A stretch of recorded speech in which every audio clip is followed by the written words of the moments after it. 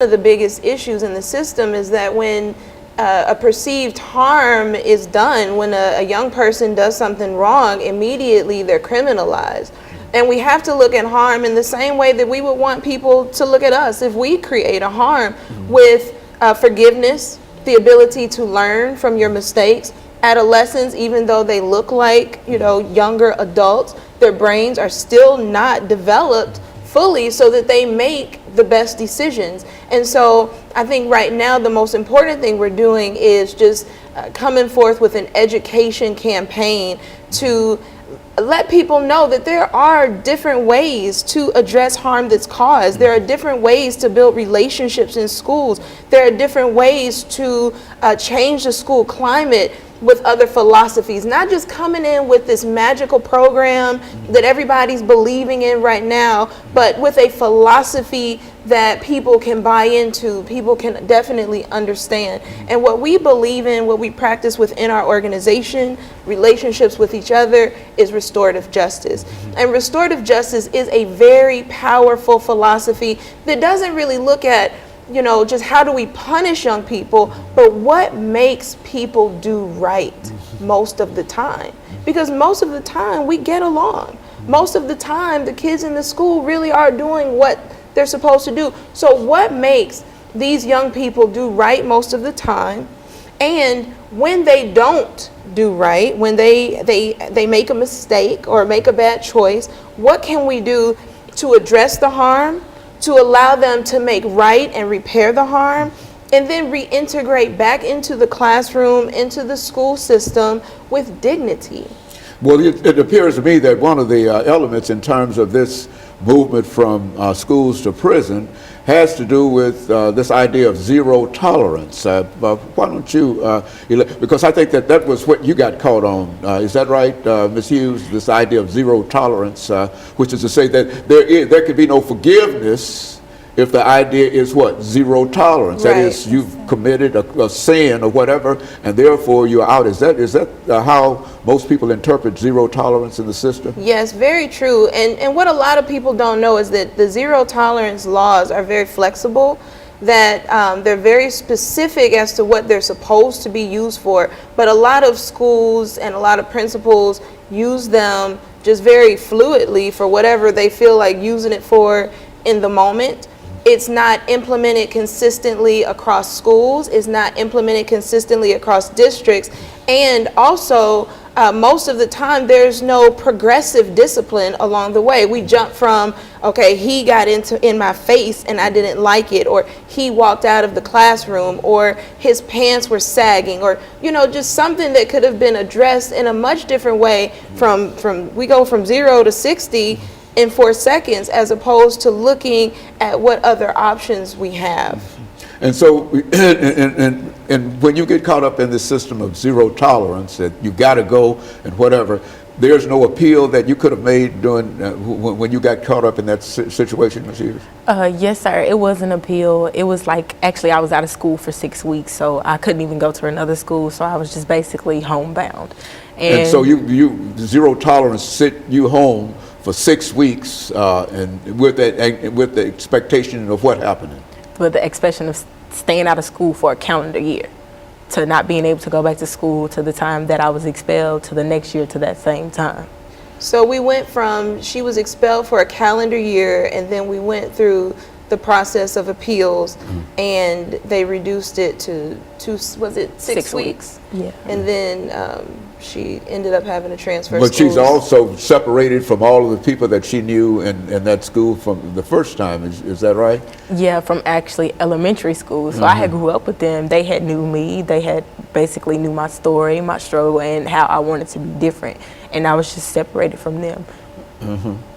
Oh well, Pastor Walker, what can you say about how you can, outside of what she's doing, to make this a much wider sweep in terms of making sure that folks come to an understanding of what's going on? Well, the blessing, Dr. Haney, in Ms. Hughes' life is that she had somebody to speak up for her. And had she not had a voice other than her own to speak on her behalf, then she'd have just been pushed out of the system for that year. And then what could have happened to her mindset over that period of time, we don't know.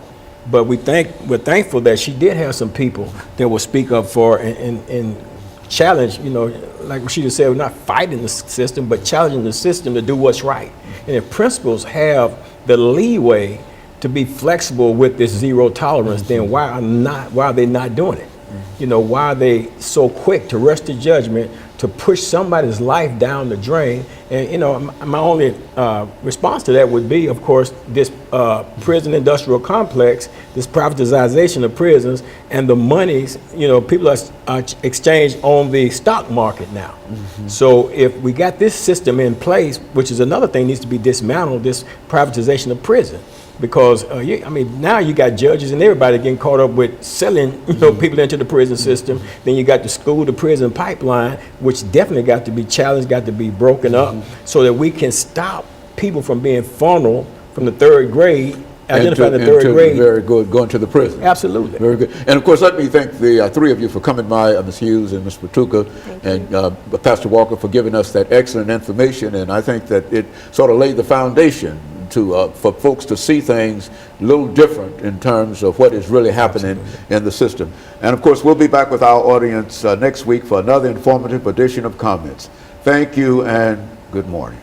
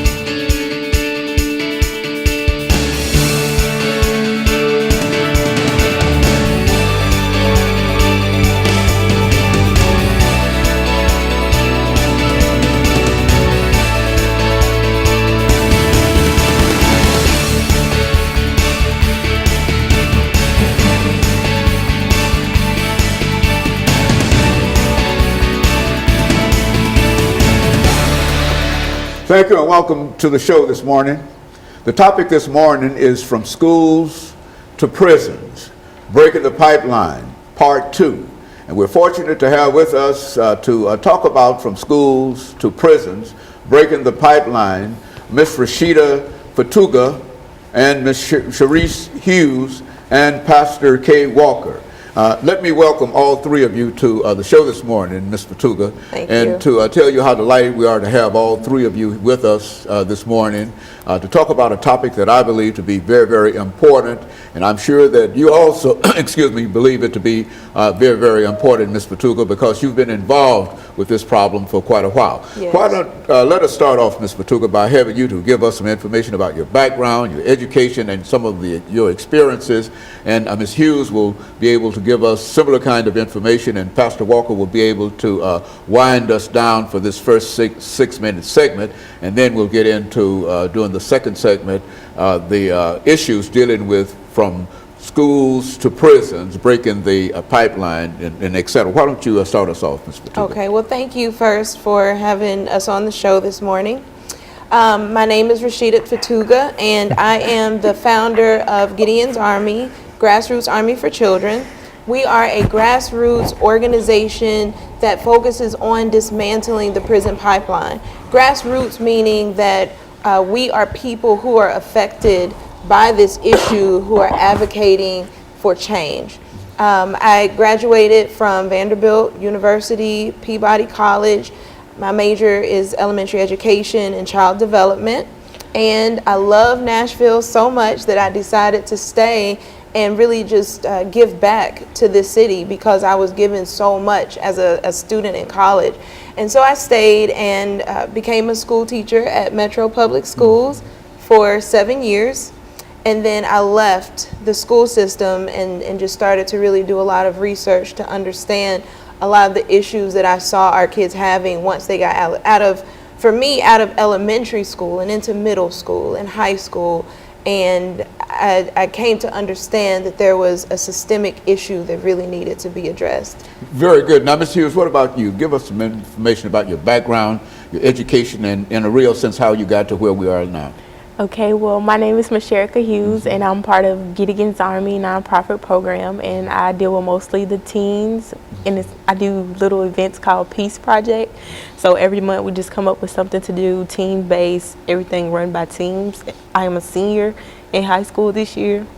I'm getting ready to graduate, and pretty much everything I do is Gideon's Army. And so this is your last year in high school, and what are you planning on doing beyond high school, Ms. Hughes? In the summer, I'm going to get my CNA license for nursing and my dental programs, and I'm going to attend school for 2 years to get my associates and hopefully transfer to Vanderbilt for my 4 years.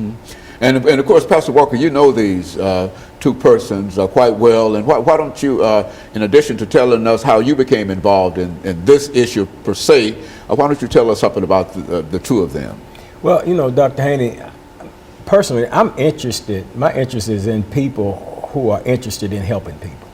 You know, that's the whole calling on my life. You know, I came from a background of drug addiction. Spent 17 plus years of my life in active drug addiction and the like. Spent time in the prison system, and you know, and God called me into ministry. And as a minister, you know, my heart is for people. As a compassion within me for people, to reach out to people. So when I see other people who are genuinely reaching out to people, who have a genuine concern, because there are people out here that are reaching out, but they're not reaching out with a genuine concern as far as to the outcome of the people whom they're reaching to. Let me give you an example. You've got people that are served on a soup line, but they're complaining and grumbling all the while they're on that line. They're just doing it because maybe their churches have they're gonna have a day to serve the homeless somewhere, and they just on the line, but it's not really in their heart to do it. So when I find people that's got this in their heart, you know, that's why you see me on your show oftentimes with different people, because these are people that I know that have a sincere desire to help other people. And then when I met Rashida some time ago over there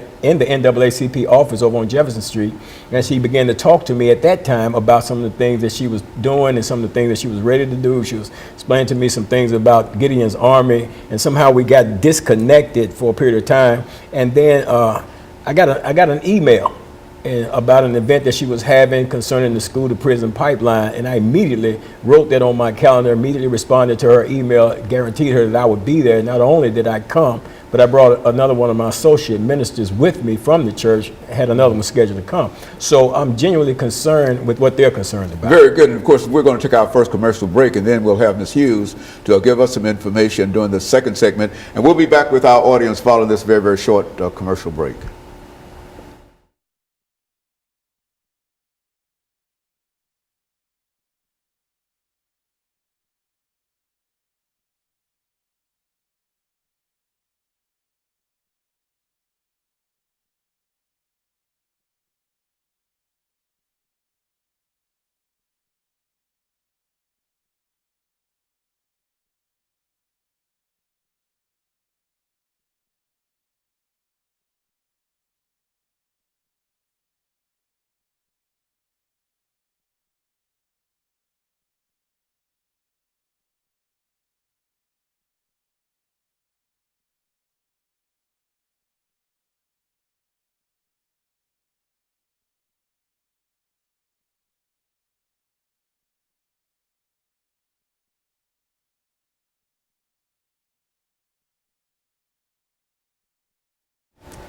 Thank you, and welcome back to the second segment of the show for today. We're talking to Ms. Fatuga, Ms. Hughes, and Pastor Walker, and the issue is from school to prison, breaking the pipeline. And all three have given us excellent information in reference to some of the issues faced by many of the young people involved in public education today. And I think that, Ms. Hughes, you can give us some information about your background and your education and what you think about this whole idea of going from prison to, from school to prison. Let's talk about it from that perspective. Okay, my name is Hughes, and I am a senior in high school, but the road to actually be a senior has not always been easy. I have always been faced with conflicts and obstacles to get over, and let's just say the school system has not made it easy for me. My junior year of high school, I had experienced something where I had played part in a fight, but I wasn't really at fault to be accused enough to be put out of school, but I was, and as of the zero tolerance in MMPS schools, I was kicked out for a calendar year. I appealed it, and I was kicked out for 6 weeks, and I was able to return back to a troubled high school or a transition school where I received my education to become a senior now with behavior students, and I just didn't like the way that I was placed. Like, it wasn't right. It was like they moved me from being a IB honor student to taking standard classes. Do you find, Ms. Fatuga, her story familiar in terms of these transitional schools and transitional kind of situation? Say something in reference to that. It's very familiar. There are a lot of students who have infractions, and instead of them being dealt with in the classroom or even in the office, they're pushed out of schools, pushed into from expulsions, suspensions to alternative schools. I do know that Metro Public Schools is working on their alternative school program, and I want to acknowledge the work that they are doing and the support that they've even given to Gideon's Army as we get out in the community and do the work. However, right now there is an issue, and it's a national issue. It's not just Metro Public Schools, it's not just the state of Tennessee, but nationally there's an issue with zero tolerance where our students are being pushed out for a lot of reasons that are ridiculous, and they are not consistent across race. They're not consistent across the school districts, even across schools, even as it's dealt with from teacher to teacher. What the research does say is that kids are funneled out of the classroom and into the office at an unfair rate. And once they get to the office, it's pretty consistent how they're suspended and expelled. However, we know that this definitely affects Black children, especially Black males, more than any other demographic. And that's when you control for behavior, for socioeconomic status. So it doesn't necessarily matter what they've done or what their economic status is, it's still very racially biased, and it's not necessarily white teachers doing this to black children.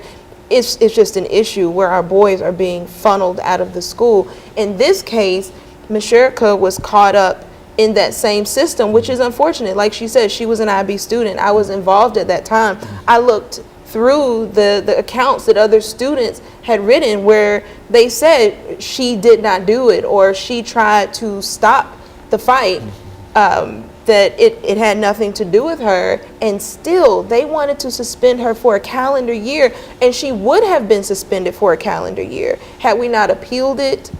And even with the appeal, we got a 6 weeks, and I think we really should have taken it to one more level, but that's parental decision. Do you find that that is general, the suspension for that period of time, for a calendar year, and how detrimental from your own experiences can that be to a student?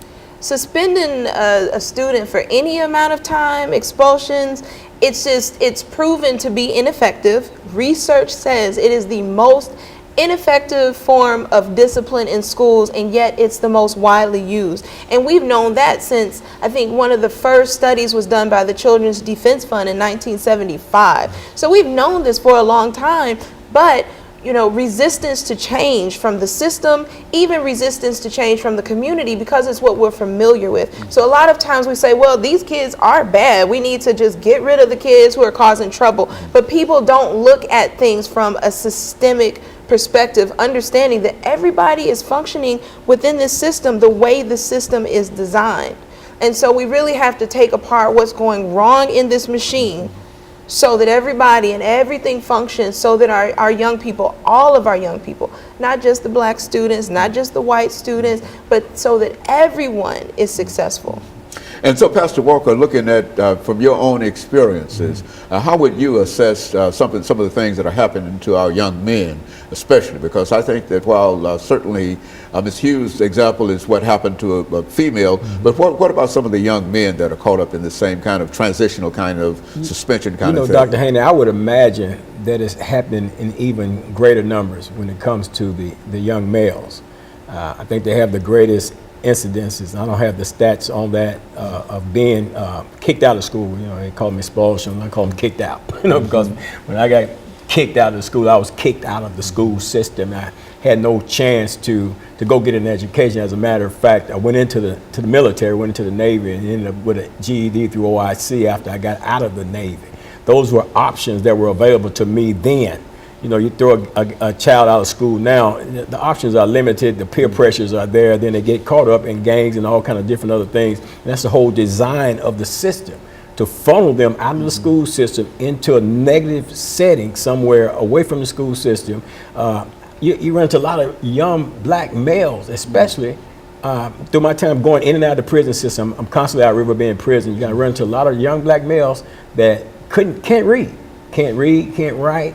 And one of the reasons for it is because they're not being taught while they're in school, because maybe you got a behavior issue that nobody cares to have enough compassion and concern to deal with and address. So as soon as a child gets in any kind of trouble, then zero tolerance kicks in. You get rid of the so-called bad apple. So now this so-called bad apple is in society with a mindset that says, I don't care because you didn't care for me. And that's what we're instilling in our youth when we do that type of stuff. When it comes to Ms. Hughes, it's becoming dear to my heart, because I have a granddaughter that's about to graduate from high school, and perhaps she didn't go through a lot of the things and experience some of the things that she experienced. And there are a lot of people with that mindset that says, well, it doesn't affect me and mine, and let them deal with it. But you can't have that mindset, because if it's affecting her, then it's affecting all of us. And all of us should be involved and come to, Very good. And let's take this second commercial break, and we'll be back with our audience following this very, very short commercial break.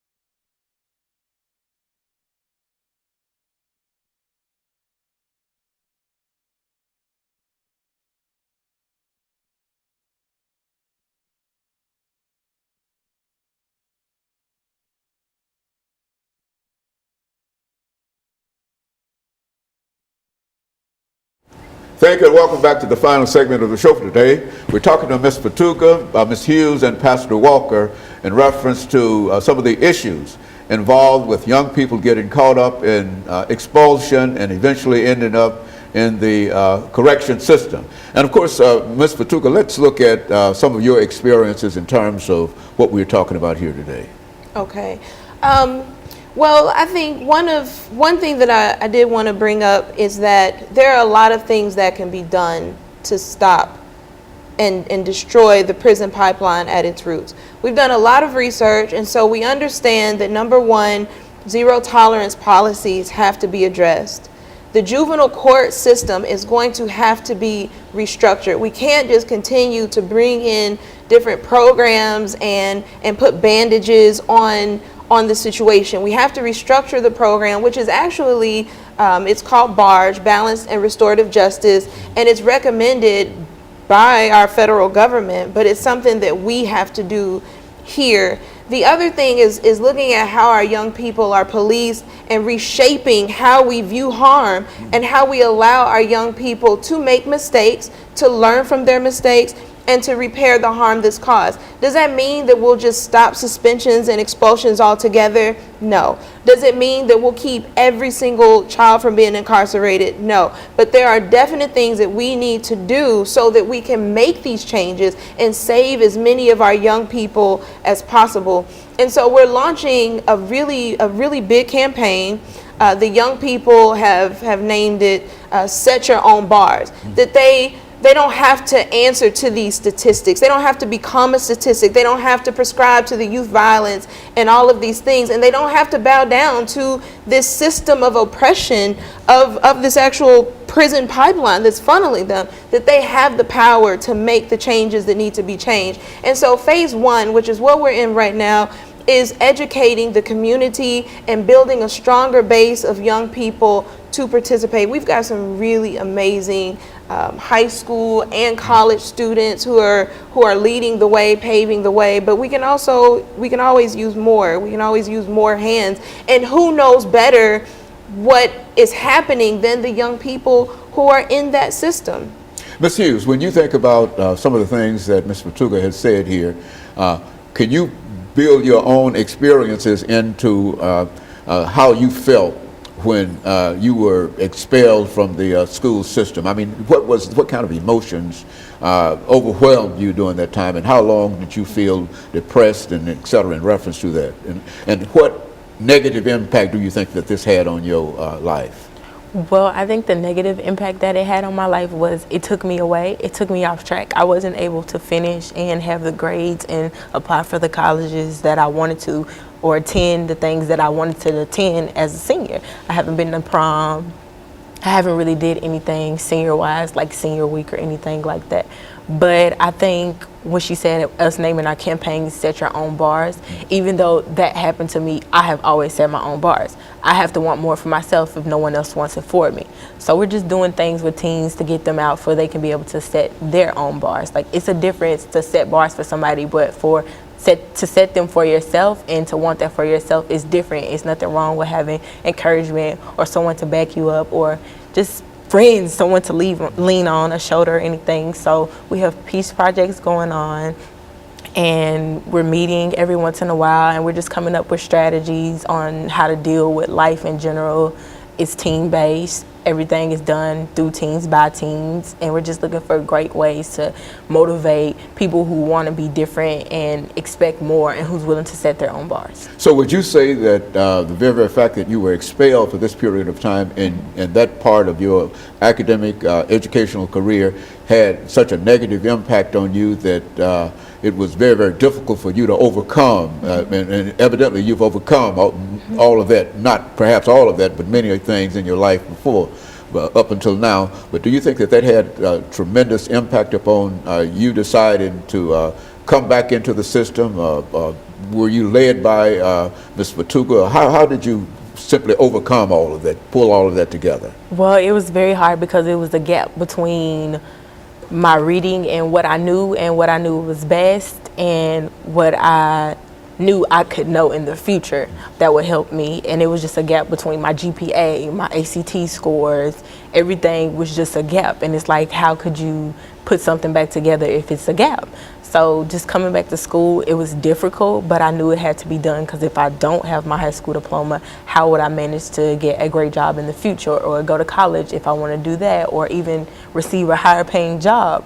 So it was difficult, but it was all worth it. Like, Rashida helped me out. It was a bunch of college students who talked to me, different people that I got to meet, and just to hear their side of the story and what they go through and how they didn't stop. I was just stay persistent.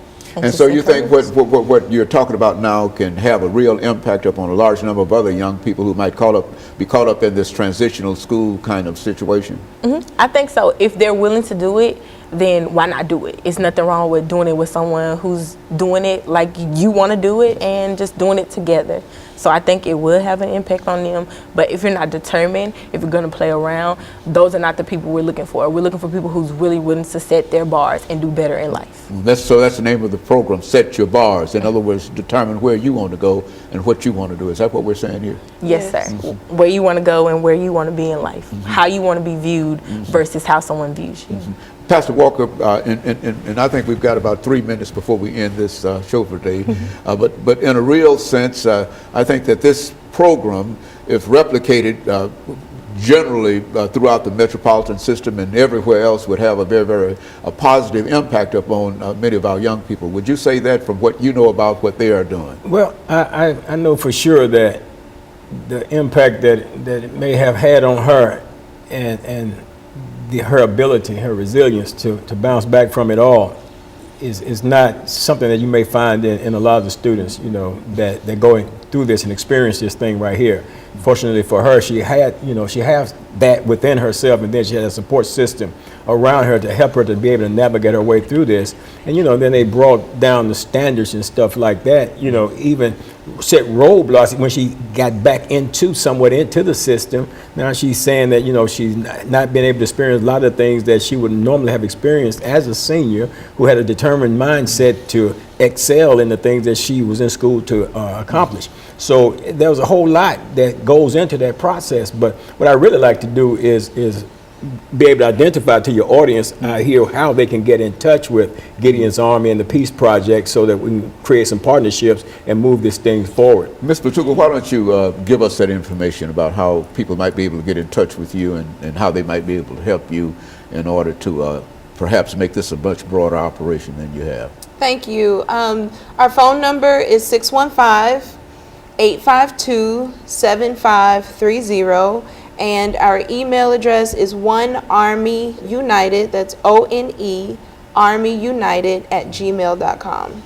And so they can get in touch with you, and you've got some information that you can send out to them and sort of encourage them to do other things. Is that what you're saying? Yes, we have got work. We are going to, if you call us, we are going to put you to work. There are so many things to do, from voter registration to volunteering with young people to hosting events. I mean, there's so many different things that can be done. So, Pastor, final comments. You know, and we need that help. We need that help. We need it from people who have children in the school system who are experiencing that. We need that help from people that have children in the school system who are not experiencing that. We need voices from both sides of this thing, because this is so important, because it's affecting our children, and if it affects our children, it's going to affect the whole of society, because after all, we're saying that the children are our future. So if the children are our future, seem like we will want to be actively involved in nourishing our future so that we can have a hope. So I'm encouraging people to get involved. Call the number, you know, get involved with Gideon's Army, and let's make a difference. Let's do something instead of just sitting around complaining and talking about our youth. I mean, our youth are caught up in the school system, man. They're putting them on all kind of ADHD medication. Dr. Haney, when I was an intravenous drug user in the prison system, I used to shoot Ritalin. You know, we call it bail, you know, get high on it. And they're giving this to our school children because they simply don't want to take time out to figure out how they can teach that child. So they send them, rush them out somewhere, mislabel them as having some type of situation going on with them, and then poison them with all them drugs all the rest of their life. Very good. And of course, let me thank the three of you for coming by and giving us that excellent information. And let me encourage our audience to tune in again next week for another informative edition of Comments. Thank you, and Good morning.